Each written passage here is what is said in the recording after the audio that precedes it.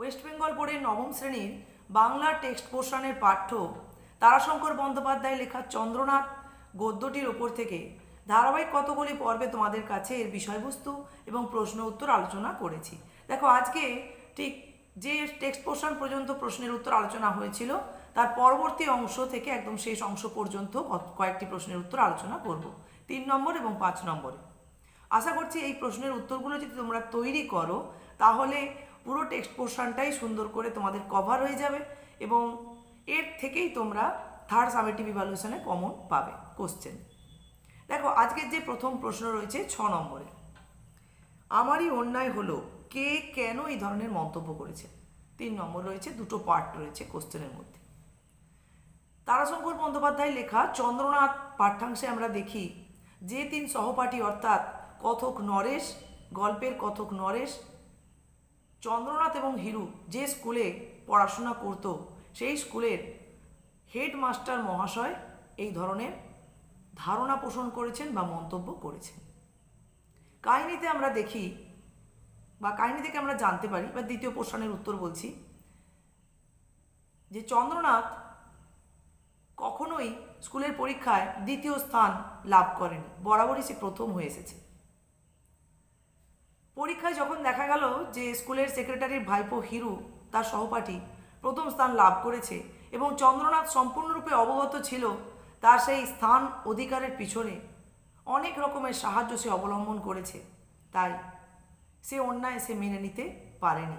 তাছাড়া চন্দ্রনাথের নিজের যোগ্যতার উপরে ছিল প্রবল আত্মবিশ্বাস, যে কারণে দ্বিতীয় পুরস্কার প্রত্যাখ্যান করে প্রধান শিক্ষক মহাশয়ের কাছে চিঠি লিখেছিল চন্দ্রনাথ।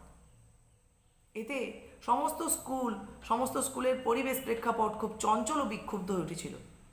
স্বাভাবিকভাবেই প্রধান শিক্ষক মহাশয় চন্দ্রনাথের দাদা নিশানাথ বাবুকে বিষয়টি জানাতে বাধ্য হয়েছিলেন এবং সেই হিসেবেই লজ্জিত হয়ে সেই পরিস্থিতিটা সামলানোর জন্যই নিশানাথ বাবু চন্দ্রনাথের কাছে এসে, ভাইয়ের কাছে এসে ক্ষমা প্রার্থনা করে প্রধান শিক্ষক মহাশয়ের কাছে সেই চিঠি প্রত্যাখ্যানের প্রস্তাব রাখেন। যে চন্দ্রনাথ ছিল স্বভাবে কঠোর, দৃঢ়, যার ছিল প্রবল আত্মবিশ্বাস, কোনোভাবে কোনো অন্যায়ের প্রতি মাথা নত করার যার প্রবণতা ছিল না, স্বাভাবিকভাবেই দাদার প্রস্তাব সেই চন্দ্রনাথ মেনে নেয় না। দাদা তার ক্রোধ সামলাতে না পেরে, নিশানাথবাবু তার ক্রোধ সামলাতে না পেরে ভাইকে মূলত ভয় দেখাতে গিয়েই পৃথক করে দেওয়ার কথা যখন বলেন, সে বিষয়েও কিন্তু চন্দ্রনাথের কোনোভাবে কোনো প্রতিক্রিয়া ঘটে না, অবিচলিতভাবেই কিন্তু সে প্রস্তাব মেনে নেয়। আর নিশানাথবাবু এবং চন্দ্রনাথের মধ্যে এই কথোপকথন বা এই পরিস্থিতি পুরোটাই যখন কথক নরেশ প্রধান শিক্ষক মহাশয় অর্থাৎ হেডমাস্টার মহাশয়ের কাছে উপস্থাপন করে, তখনই ভেতর থেকে একটা অপরাধ বোধ বা একটা দুঃখ কাজ করেছিল দু ভাইয়ের মধ্যে সম্পর্কের এই পরিণতির বা এই ধরনের ছেদ ঘটার ফলে। সে কারণেই কিন্তু হেডমাস্টার মহাশয় এ ধরনের মন্তব্য করেছেন ক্ষোভ থেকে। এই গেল আজকে আমাদের 6 নম্বর প্রশ্নের উত্তর। এরপর দেখো 7 নম্বর প্রশ্নটি কি রয়েছে। মনে মনে সংকল্পটা দৃঢ় করিতেছিলাম, কে কোন সংকল্প কেন মনের মধ্যে প্রবল করে তুলেছিল। 3 নম্বর রয়েছে। তারাশঙ্কর বন্দ্যোপাধ্যায় লেখা চন্দ্রনাথ পাঠ্যাংশে এখানে কথক নরেশ তার মনের মধ্যে একটি সংকল্পকে প্রবল করে তুলেছিল। দেখা গেল যে চন্দ্রনাথ এবং তার দাদা নিশানাথ বাবুর মধ্যে যখন পৃথক হওয়ার একটা ব্যাপার ঘটে গেল, তার ঠিক 2 দিন পরে যখন কথক নরেশ জানতে পারল যে চন্দ্রনাথ সত্যই তার দাদার সঙ্গে পৃথক হয়েছে, তাই চন্দ্রনাথের সঙ্গে দেখা করতে কথক নরেশ যখন উপনীত হয়, সেখানে কথক নরেশ তার যে মানসিক অনুভূতি নিয়ে চন্দ্রনাথের কাছে উপনীত হয়েছিল তার সম্পূর্ণ বিপরীত একটা প্রেক্ষাপট যেন তার কাছে ফুটে উঠল কথক নরেশের কাছে। দেখা গেল পৃথক হওয়া নিয়ে যেখানে কথক নরেশের মনের মধ্যেও একটা অস্বস্তি বোধ কাজ করছিল, চন্দ্রনাথের মধ্যে তার কোনো ভ্রুক্ষেপ নেই। পৃথক হওয়া জিনিসটা যেন খুব সহজ সরল। সেখানে দাদার সঙ্গে যে সম্পর্কের একটা বন্ধন, তাতে যে বিচ্ছেদ ঘটল, সেই অনুভূতি কিন্তু চন্দ্রনাথের মধ্যে যেন কোনোভাবেই অনুভূত হয় না। চন্দ্রনাথের কাছে পৃথক হওয়া মানে, এখানে টেক্সট পোর্শনের অংশটা তোমাদের পুরো বলতে হবে। পৃথক হওয়া মানে ছিল সম্পত্তি বলতে তো সেরকম কিছু নয়, শুধুমাত্র তাদের বাড়িখানা এবং কয়েক বিঘে জমি আর কিছু বাসন, তা সেগুলো ভাগ হয়ে গেল। এবং চন্দ্রনাথ এতটা আত্মনির্ভরশীল, এতটা আত্মকেন্দ্রিক যে একদিন না একদিন তাকে তো নিজের পায়ে নিজের মতো করে দাঁড়াতেই হতো। তাই এই পরিস্থিতিটা যেন তার কাছে এক প্রকার কাম্যই হয়ে উঠল। চন্দ্রনাথের মধ্যে পৃথক হওয়া নিয়ে যখন এরকম একটা অনুভূতি কাজ করছে, সেটা কিন্তু কথক নরেশ ঠিক মেনে নিতে পারেন। তাই চন্দ্রনাথের মতো একরোখা চিন্তাভাবনার যেহেতু কথক নরেশ নয়, সেই মুহূর্তে নরেশের মধ্যে জেগেছিল যে চন্দ্রনাথের সঙ্গে আর কোনোভাবে কোনো সংস্রব রাখবে না, তার সংস্পর্শে থাকবে না, তার থেকে দূরে থাকবে। আর ধীরে ধীরে এই সংকল্পটাই যেন কথক নরেশ তার মনের মধ্যে প্রবল করে তোলার চেষ্টা করেছিল। কেননা কথক নরেশের মনের মধ্যে এই চন্দ্রনাথকে নিয়ে একটা বড় অনুভূতির জগৎ ছিল। চন্দ্রনাথের শ্রেষ্ঠত্ব সম্পর্কে অনুভূতি, চন্দ্রনাথের যে তার চারিত্রিক দৃঢ়তা, সেটাও কিন্তু কথক নরেশকে এক এক সময় খুব প্রভাবিত করেছে, যে কারণে কাহিনীতে থেকে কালপুরুষ নক্ষত্রের সঙ্গে তুলনা করেছে। কিন্তু পৃথক হওয়া নিয়ে এই মনোভাব, এতটা অবিচলিত থাকা, এটা কিন্তু কথক নরেশ মেনে নিতে পারেনি। ব্যাস, এটা গেল আজকে 7 নম্বর প্রশ্নের উত্তর। এরপর দেখো 8 নম্বর প্রশ্নটি কি রয়েছে। সেই মুহূর্তে উঠিয়া আসিলাম, কে কোন পরিস্থিতিতে উঠে আসতে বাধ্য হয়েছিল।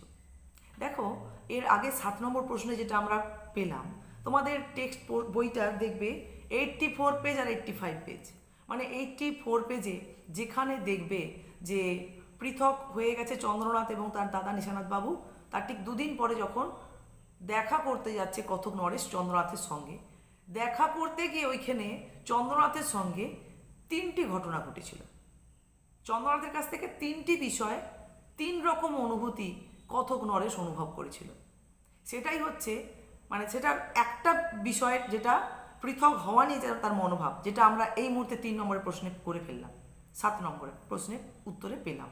আর 8 নম্বরের প্রশ্নটা ওই জন্য দেখো 5 নম্বর দেওয়া হয়েছে। এখানে আছে 3টি বিষয়, যে 3টি বিষয় দেখার পর, অনুভব করার পর আর সেখানে বসে থাকার মতো পরিস্থিতি কথক নরেশ খুঁজে পাচ্ছিল না। তাহলে এবার উত্তরটা আমরা কীভাবে বলবো দেখো।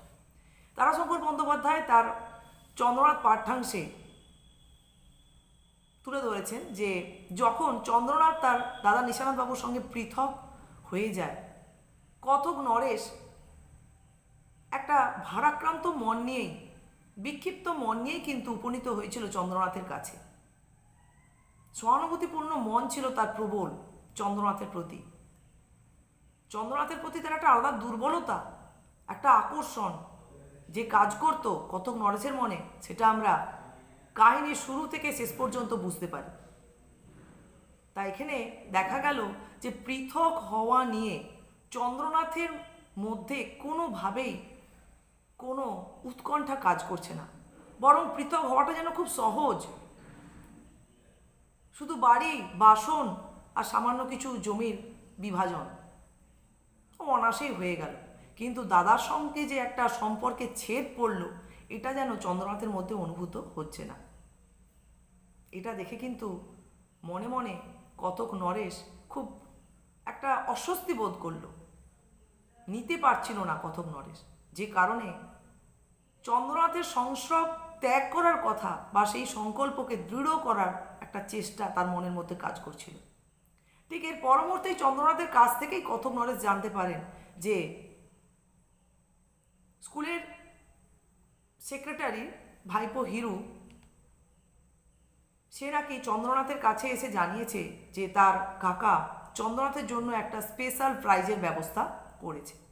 যেহেতু দ্বিতীয় পুরস্কার প্রত্যাখ্যান করে চন্দ্রনাথ প্রধান শিক্ষক মহাশয়ের কাছে পত্র লিখেছে। তা এরকম পরিস্থিতিতে চন্দ্রনাথ পরিষ্কার ভাষায় হিরুর কাছে জানিয়ে দিয়েছে যে সেই স্পেশাল প্রাইজ গ্রহণ করা যথেষ্ট অপমানজনক তার পক্ষে। ধন্যবাদ জানিয়েছেন এই পুরস্কারের কথা ভাবার জন্য, কিন্তু গ্রহণ সে যে কোনোভাবেই করতে পারবে না এবং এই প্রাইজটা যে তার কাছে অপমানজনক এটা জানাতেও সে দ্বিধাবোধ করেন। এটা দেখেও কতক নরেশ স্তম্ভিত হলো যে চন্দ্রনাথের চরিত্রের মধ্যে কি অপরিসীম দৃঢ়তা, কোথাও কোনোভাবে তার মাথা ঝোঁকানো বা নত হওয়ার ব্যাপার কাজ করছে না। এরপর দেখা গেল যে ওই সময় চন্দ্রনাথ নিজেই জানিয়েছে যে প্রধান শিক্ষক মহাশয়ের সঙ্গে যেটুকুনি তার সম্পর্ক সেটাও মিটে গিয়েছে। কিভাবে না, চন্দ্রনাথ যেটা টেক্সট পোর্শনে রয়েছে যে স্কুলের সঙ্গে তার দেনা পাওনা মিটেই আছে, এমনকি 2-3 মাসের মাইনে বাড়তি সে দিয়ে রেখেছে। অতএব প্রধান শিক্ষক মহাশয়ের সঙ্গে আর তার কোনো প্রয়োজন নেই, আর এটা গুরুদক্ষিণা দেওয়ার যুগও নয়। তাই প্রধান শিক্ষক মহাশয়ের সঙ্গে কি অনায়াসেই চন্দ্রনাথ পারল পুরো সম্পর্কটা যেন একদম বিচ্ছিন্ন করে দিতে। চন্দ্রনাথের এতটা একরক্ষা মন, এতটা জেদ, এটা সেই মুহূর্তে কতক নরেশ আর নিতে পারছিল না, যে কারণে সেখান থেকে উঠে আসাটাই শ্রেয় বলে মনে করেছিল। ব্যাস, এটা গেল আজকে এই তোমাদের 8 নম্বর প্রশ্নের উত্তর। এরপর দেখো যে 9 নম্বর প্রশ্নটি রয়েছে, উৎসবের বিপুল সমারোহ সেখানে, কোন উৎসব আর সেই উৎসবের আয়োজন বা কেমন ছিল, এটা 3 নম্বর রয়েছে। তারাশঙ্কর বন্দ্যোপাধ্যায়ের লেখা চন্দ্রনাথ পাঠ্যাংশে আমরা দেখি সহপাঠী 3 সহপাঠী কতক নরেশ, চন্দ্রনাথ এবং হিরু, এরা যে স্কুলে পড়তো সেই স্কুলের সেক্রেটারি এবং তার ভাইপো অর্থাৎ যে কিনা হিরু, তার স্কলারশিপ লাভের আনন্দে একটা উৎসবের বিপুল সমারোহ সহযোগে আয়োজন হয়েছিল। এখানে সেই উৎসবের কথাই বলা হয়েছে। এবং দেখো এই প্রশ্নটা যে উৎসবের সমারোহ কেমন ছিল, এটা একেবারে তোমরা হুবহু টেক্সট পোর্শনের উত্তরটা পাবে, একটা প্যারাতেই দেওয়া আছে এবং সেটাই বলবে। এখানে কোনো ভাবনা, কোনো কল্পনা বা কোনো বানিয়ে লেখার ব্যাপার নেই। তোমাদের টেক্সট পোর্শনের 85 পেজ, আমি বই থেকেই উত্তরটা বলছি। হিরু ধোনির ওই উৎসবের বিপুল সমারোহ সেখানে, ওই লাইনটার পরে প্যারাটাই বলতো। হিরু ধোনির সন্তান, অর্থের অভাব তার নেই। চীনা লণ্ঠন ও রঙিন কাগজের মালায় নিপুণ বিন্যাসে তাদের বাড়ির পাশের আম বাগানটি শোভা এতই বর্ধিত হয়েছিল যে তা কতক নরেশের মন ছুঁয়ে গিয়েছিল। এরপর হিরুর কাকা ছিলেন শৌখিন ধনী সন্তান এবং জেলার মধ্যে সেই হিসেবে তার একটা খ্যাতিও ছিল। তিনি নিজে সেদিন বাগানটাকে দাঁড়িয়ে থেকে সাজিয়েছিলেন। বিশিষ্ট অতিথিও অনেক ছিলেন সেখানে, জনদুয়েক ডেপুটি, ডিএসপি, স্থানীয় সাব রেজিস্ট্রার, থানার দারোগা, তাছাড়া গ্রামের যে ব্রাহ্মণ কায়স্থ ভদ্রলোকজন তারাও সেই আনন্দ অনুষ্ঠানে উপনীত হয়েছিলেন। আর সেই অনুষ্ঠানে হিরুর উপস্থিতিও যেন একটা খুব স্পষ্ট উজ্জ্বল হয়ে উঠেছিল, যে কারণে হিরুর তুলনা দিতে গিয়ে কতক নরেশের মনে সুখ তারার প্রসঙ্গ এসেছে। তাহলে এভাবেই আমরা সেই উৎসবে যে বিপুল সমারোহ বা আয়োজন তার চিত্র টেক্সট পাঠ্য অংশটিতে পাই। ব্যাস, এটা গেল আজকের 9 নম্বর প্রশ্নের উত্তর। এরপর দেখো আজকে যে শেষ প্রশ্ন 10 নম্বরে, এইটাই আমার কাছে তার স্মৃতিচিহ্ন, কোনটি কার কাছে স্মৃতিচিহ্ন স্বরূপ হয়ে উঠেছিল সেটি সম্পর্কে কি জানো লেখো। 3 নাম্বার রয়েছে। তাহলে আমরা কাহিনীর একদম তারাশঙ্কর বন্দ্যোপাধ্যায় লেখা চন্দ্রনাথ যে টেক্সট পোর্শনে একদম শেষ অংশেই দেখি, পাঠ্য অংশটির শেষ অংশেই দেখি যে চন্দ্রনাথ